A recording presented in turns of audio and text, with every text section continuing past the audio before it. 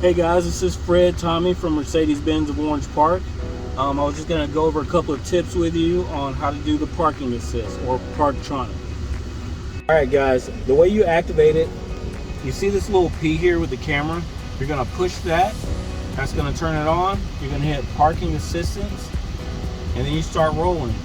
It's going to start looking for parking spots immediately. Once you find one that you like,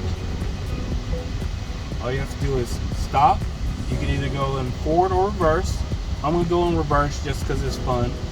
Then you hit the button again, and that activates the whole system. Now I'm hands-free. The car is going to park itself completely.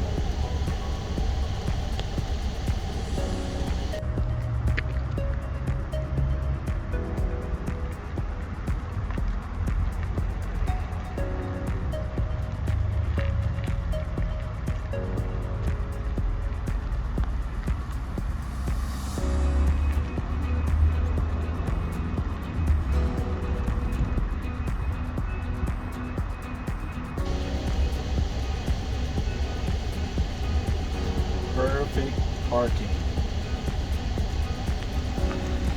And there you have it. Don't forget to like and subscribe.